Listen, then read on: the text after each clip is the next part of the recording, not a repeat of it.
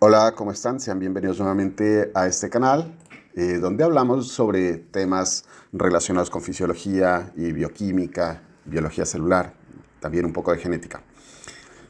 Recuerden, mi nombre es Aaron y hoy vamos a hablar un poquito de glucólisis, que es una ruta biometabólica bastante sencilla, pero al mismo tiempo es bastante importante y muchas veces los estudiantes tienden a no entender qué es lo que sucede en la glucólisis y se les complica un poco las cosas, da la impresión de que se les apareciera el coco cuando les hablan de glucólisis. Entonces, hoy vamos a entenderla de una manera un poco más académica y más gráfica, eh, intentando lograr aprender qué es lo que sucede en cada uno de los pasos. No es necesario que nos memoricemos todos los pasos, pero sí es importante que sepamos responder unas preguntas de la glucólisis. Entonces, cada que nos enfrentemos a una ruta biometabólica, es importante que aprendamos a responder estas 4 preguntitas, ¿sí? Lo primero, ¿dónde sucede? No solamente en qué tejido macroscópicamente, sino en qué compartimiento celular. Es decir, sucede en el núcleo, sucede en el citoplasma, sucede en la mitocondria, eh, sucede por ahí en un ribosoma o en el retículo endoplásmico rugoso. Bueno, todo eso lo vamos a lograr aprender en el paso a paso de cada una de las reacciones. 2. ¿Cuáles son los reactivos? Es decir, ¿cuáles son los ingredientes para que suceda esta reacción? ¿Sí? Es importantísimo que logramos responder esto. Tercero, también es importante saber cuáles son los productos, es decir, qué es lo que vamos a obtener después de hacer esta reacción. Y cuarto, cuáles son las enzimas regulables durante este proceso. ¿Por qué? Porque, por ejemplo, la glucólisis es una reacción en cadena, tiene bastantes enzimas, son 10. Pero enzimas regulables tan solo son 3. Entonces, si logramos entender qué sucede y cómo se regula estas 3 enzimas, nos vamos a poder enfrentar muchísimo más fácil a una pregunta en un examen, nos vamos a enfrentar mucho más fácil a una discusión en un conversatorio o cualquier contexto académico que se nos presente. Entonces, vamos a avanzar un poquito. Y acá tenemos la definición de glucólisis, ¿sí? La glucólisis es la etapa inicial de la degeneración de la glucosa, es decir, lo primero que le va a pasar a la glucosa una vez ingresa a la célula, ¿sí? En la glucólisis, una molécula de glucosa que tiene 6 carbonos se convierte en 2 piruvatos, es decir, 2 moléculas cada una de 3 carbonos. La glucólisis es constante en casi todas las células, ¿sí? Es un proceso que no requiere la presencia de oxígeno necesariamente, ¿sí? Como lo había dicho, es un proceso acoplado de 10 enzimas. Es decir, vamos a tener 10 reacciones en cadena en la cual el producto de una reacción es a la vez el sustrato de la reacción a seguir, ¿sí? Sucede en el citosol, que es la parte acuosa del citoplasma de las células. Es decir, ya vamos resolviendo esas preguntitas que habíamos planteado inicialmente. La ecuación general de la glucólisis, es decir, ¿qué se necesita y qué vamos a obtener? En este lado tenemos los productos, los reactivos, perdón, y acá tenemos los productos. ¿Qué necesitamos? Glucosa, 2 ATP, 2 moléculas de ADP, 2 fósforos inorgánicos y 2 NAD oxidado, perdón. ¿Y qué vamos a obtener?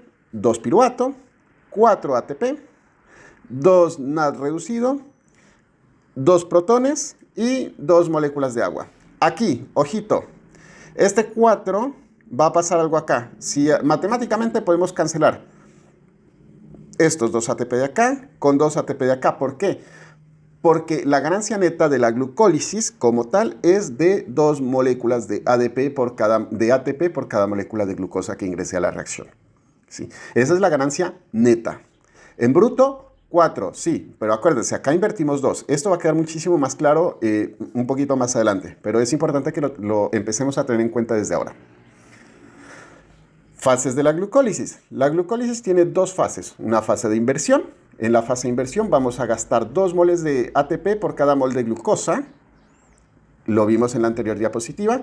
Y la segunda fase, que es una fase de ganancia energética. Es decir, vamos a recuperar energía. Se generan 4 moles de ATP por cada mol de glucosa, ¿sí? Aparte también se genera poder reductor, ¿sí? Y la ganancia energética neta es de 2 ATP, invertimos 2, generamos 4, 4 menos 2 es 2, y 2 piruvato. Estos 2 piruvato ya vamos a ver qué es lo que va a pasar con ellos más adelante. Entonces, vamos a ver qué es lo que sucede en la fase de inversión. Insisto nuevamente, se invierte 2 moles de ATP por cada mol de glucosa. El propósito principal de la fase de inversión es activar y fragmentar la glucosa, ¿sí? Y como nota importante, las enzimas regulables durante las fases van a aparecer en rojo, ¿sí? Las puse en rojo para que sean más evidentes para ustedes y para que entiendan que aquí vamos a tener que ver alguna cosita. Entonces, empezamos con la glucosa, ¿sí? Tan pronto la glucosa ingresa a la célula, se encuentra con la primera enzima, que es la hexoquinasa, o también en otros tejidos se la conoce como esta sería hexoquinasa 6, y en otros tejidos se la conoce como hexoquinasa 4 o glucoquinasa también. Dependiendo de dónde estén viendo este video, ¿sí? Esto puede estar con Q también, o con C también, pero hexoquinasa, aquí está escrito muy basado en cómo se traduce cómo se traduce el nombre de la enzima, que es como yo lo aprendí. Pero si lo llegan a encontrar con Q o hexocinasa, o sea, con C, cualquiera de los nombres es válido, ¿sí? Aquí, nuevamente, insisto, se invierte una molécula de ATP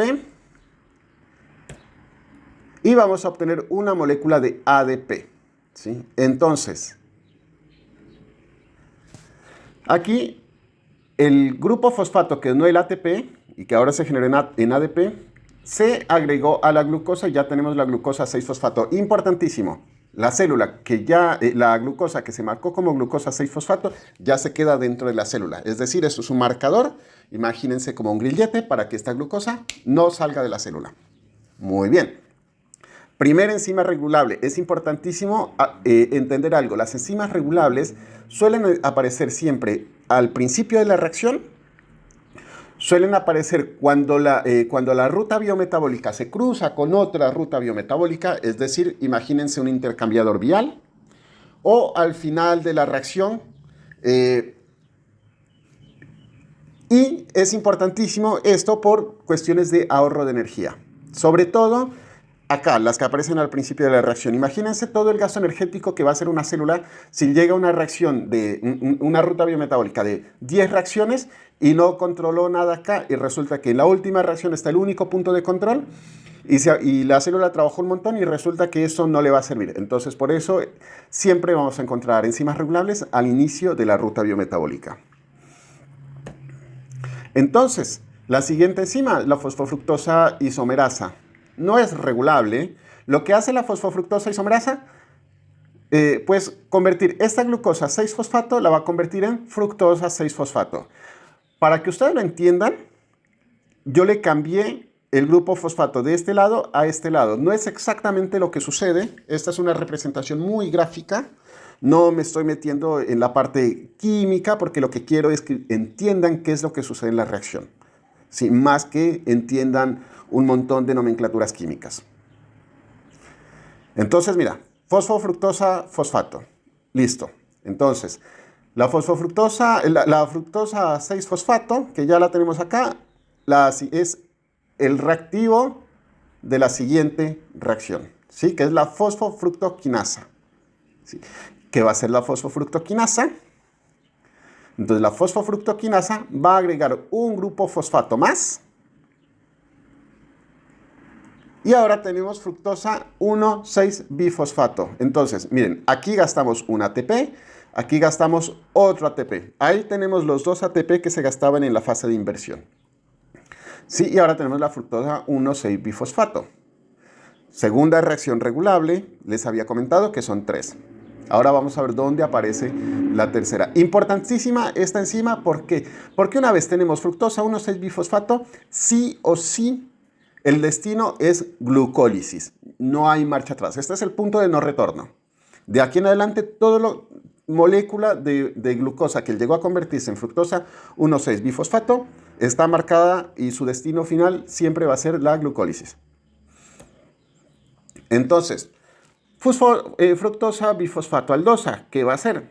La fructosa bifosfato aldosa o simplemente aldolasa, o simplemente aldolasa, para que no se enreden como me estoy enredando yo, va a dividir esta fructosa en dos triosas. Mire, 1, 2, 3 carbonos, 1, 2, 3 carbonos. Ah, me olvidé, son 6 circulitos porque cada circulito está representando 3 carbonos. ¿Sí? Tenemos entonces una dihidroxiacetona fosfato y una molécula de gliceraldehído 3-fosfato. Estas son intercambiables entre sí. ¿Sí? Y es importantísimo porque como hoy estamos hablando de glucólisis, nos vamos a enfocar en esta molécula de acá un momentito. ¿Sí? ¿Qué pasa con la dihidroxiacetona fosfato? Aquí tenemos una triosa fosfato isomerasa, es decir, va a isomerizar esta dihidroxiacetona fosfato, va a agarrar este grupo fosfato de acá, lo va a pasar acá y esto va a quedar parecido a esto. Vamos a verlo. Sí, mira, tenemos un gliceraldehído 3-fosfato, otro gliceraldehído 3-fosfato. Y aquí terminó la fase de inversión. ¿Sí? Hasta aquí, fase de inversión. Hemos aprendido la primer porción de la glucólisis, la primer fase. ¿Sí? De aquí en adelante vamos a tener la fase de ganancia o fase de recuperación, también lo pueden encontrar en algunos libros, y vamos a entender qué es lo que sucede. Si por cuestión de espacio, yo solo voy a utilizar una molécula, pero piensen que una de estas dos moléculas, pero piensen que siempre hay dos acá. Bueno, entonces, fase de recuperación. Como la glucosa se dividió en dos triosas, todos los reactivos y todos los productos que vamos a ver de ahora en más, lo vamos a multiplicar por 2. Se obtiene 4 moléculas de ATP por cada molécula de glucosa, de las cuales 2 moléculas son ganancia neta. Y las 2, pues es la inversión que se hizo al principio de la ruta en la fase de inversión. El propósito principal de la fase de recuperación es obtener energía en forma de ATP y poder reductor en forma de NAD reducido. ¿Sí? Nuevamente, las enzimas regulables van a aparecer en color rojo. Y continuamos. Gliceraldehído 3-fosfato, acuérdense, todo lo que vamos a ver en este momento va a estar multiplicado por 2. El gliceraldehído 3-fosfato, por intervención de la gliceraldehído 3-fosfato deshidrogenasa, ¿sí? Con un NAD oxidado y un fósforo inorgánico, ¿sí? Se va a reducir este NAD y se genera también un protón acá. Y miren qué hicimos con el fósforo inorgánico. Ahora tenemos gliceraldehído 1,3-bifosfato. Bi aquí. Y aquí tenemos la fosfogliceratoquinasa. Y esta fosfogliceratoquinasa lo que va a hacer es que va a venir un ADP y se va a convertir en ATP acá. ¿Lo vieron? Entonces aquí ya ganamos 2 moléculas de ATP. Estamos viendo 1 multiplicado por 2, 2 moléculas de ATP acá. Se acaban de generar 2 moléculas de ATP. Y nos queda un 3-fosfoglicerato. Entonces vamos a ver qué es lo que pasa con este 3-fosfoglicerato. Gracias a la fosfoglicerato mutasa, se convierte en 2-fosfoglicerato. Miren lo que pasó con este grupo fosfato acá. Y ahora, hago énfasis acá porque nos vamos a venir por cuestión de espacio nada más. Pasamos el renglón. Y el 2-fosfoglicerato, con ayuda de una enolasa, se genera, va a liberarse agua por acá. Y ese 2-fosfoglicerato se convierte en fosfoenol piruvato. Le he cambiado el color a la molécula porque como no puedo representar enlaces químicos, me queda mucho más fácil cambiar del color. Y este fosfoenol piruvato, con otra enzima que se llama piruvatoquinasa, recuerden, aparece en rojo, ¿sí? Entonces va a venir una molécula de ADP, se genera ATP, es decir, acá generamos 2 ATP, acá generamos 2 ATP. Tenemos 4 ATP que hemos generado. Y este fosfenol piruvato ahora es un piruvato, es decir, el ADP que entró acá vino y se ganó este grupo fosfato y ahora es un enlace ya de alta energía. Listo. Entonces tenemos el piruvato. En resumen, insistiendo nuevamente en cómo responder las preguntas con las que iniciamos la presentación. Reactivos: glucosa, 2 NAD, 2 NAD oxidados, 2 ATP y 4 ADP más 4 fósforos inorgánicos. ¿Y qué productos? Es decir, ¿qué es lo que obtenemos? 2 piruvato, 2 NAD reducido y 2 protones, 4 ATP brutos, es decir, 2 de ganancia neta, más 2 que se invirtieron al principio de la ruta y 2 moléculas de agua. ¿Dónde sucedió? Insisto nuevamente, en el citoplasma. ¿Sí? Ahora vamos a tener 2 consideraciones. La glucólisis puede suceder en un contexto aeróbico o en un contexto anaeróbico. Hasta ahora, es decir, glucólisis, aquí terminamos con la glucólisis. El contexto tiene que ver con qué es lo que pasa con ese piruvato una vez se realizó el proceso de glucólisis. Bien, es decir, no se me confundan, por favor, que no hay oxígeno. No, para la glucólisis no se necesita oxígeno. Entonces, ¿pero qué pasa? En un contexto anaeróbico, este NAD que estaba reducido se va a reoxidar a NAD oxidado durante la fermentación del piruvato. Es decir, este piruvato se va a fermentar y se va a convertir en lactato. Y aquí no hay ganancia extra de ATP. ¿Por qué? Porque este NAD simplemente se utilizó para fermentarse, se utilizó porque la lactato deshidrogenasa fermentó este piruvato a lactato. ¿Dónde sucede esto? Esto sucede principalmente en células animales, sucede en los seres humanos, ¿sí? Y hay otro tipo de fermentación, que es la fermentación alcohólica. Esto era fermentación láctica, ahora tenemos la fermentación alcohólica, ¿sí? ¿Sucede en seres humanos? No, nosotros no fermentamos piruvato a etanol.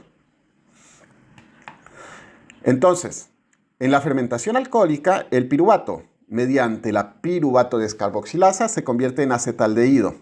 Y en ese proceso, este piruvato libera dióxido de carbono, ¿sí?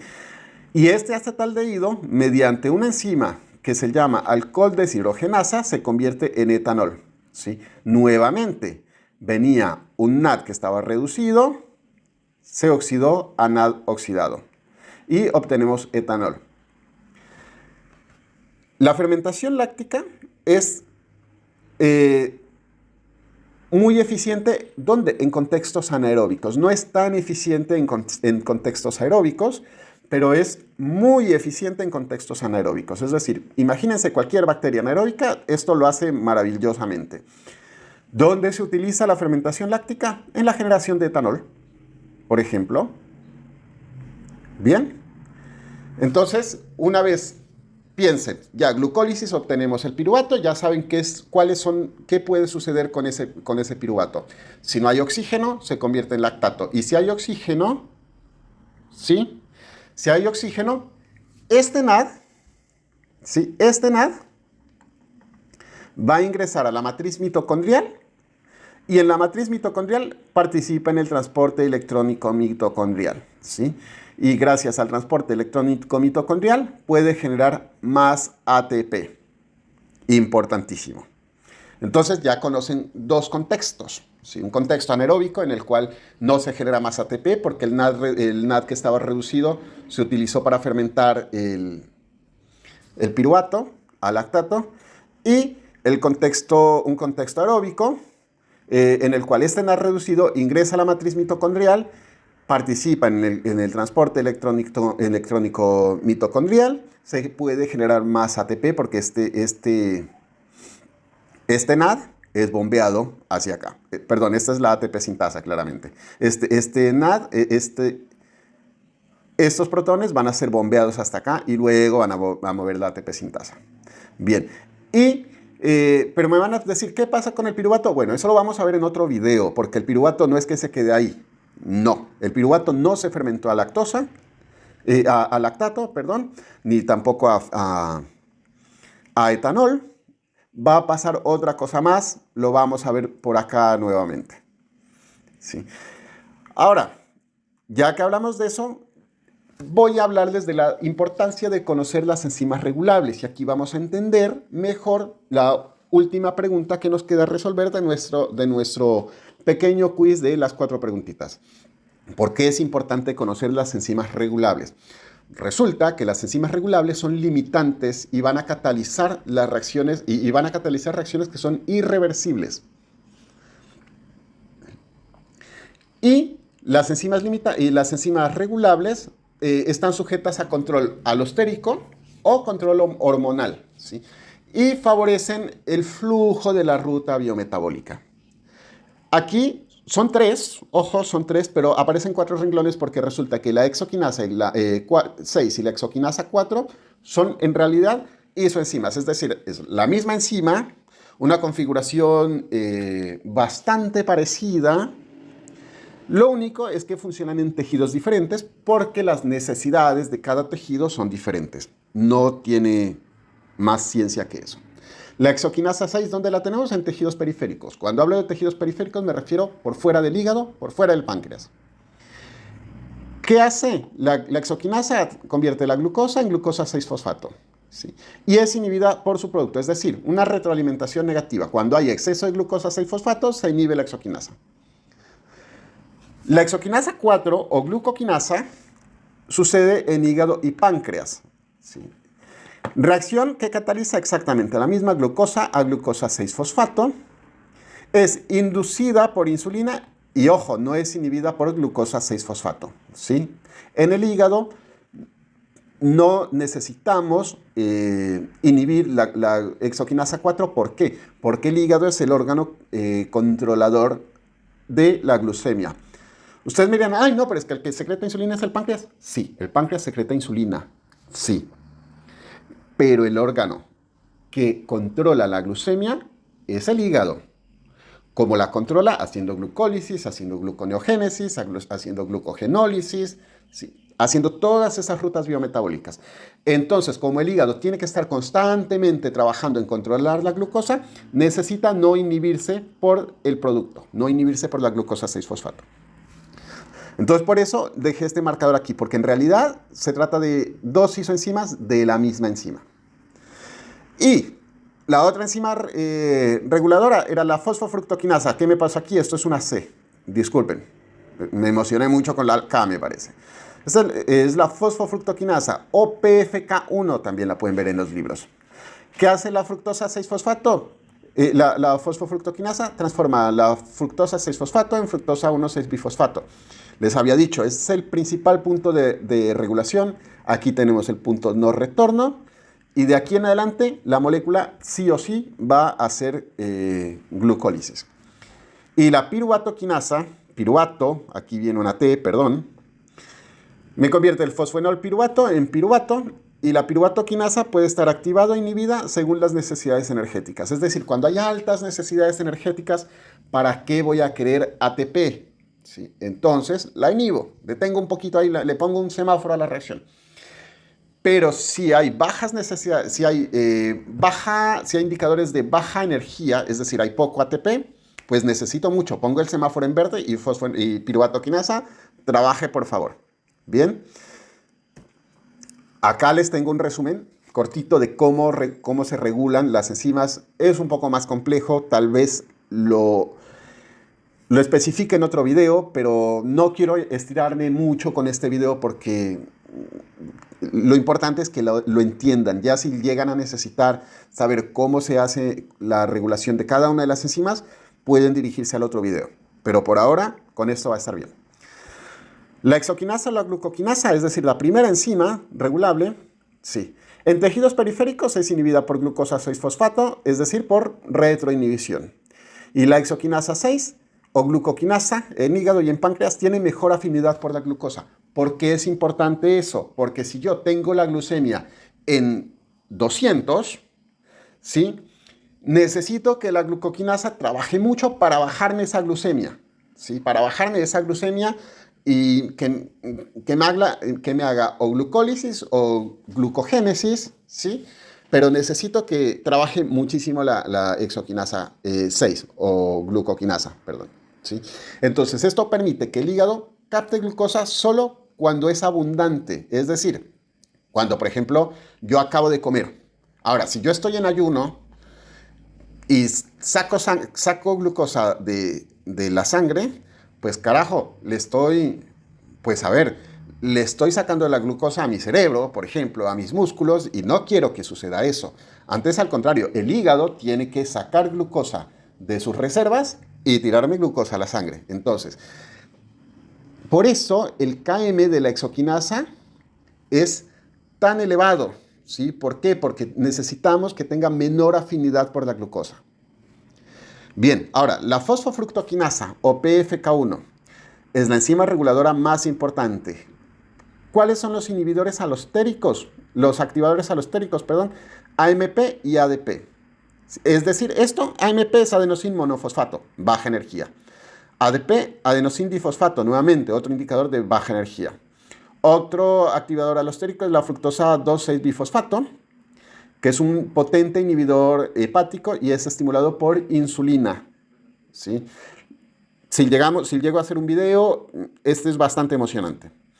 Y los inhibidores alostéricos, al contrario, los inhibidores alostéricos son los indicadores de alta energía celular. Por ejemplo, el ATP o el citrato. ¿Por qué? Porque el citrato es un indicador de que hay suficiente energía y precursores biosintéticos.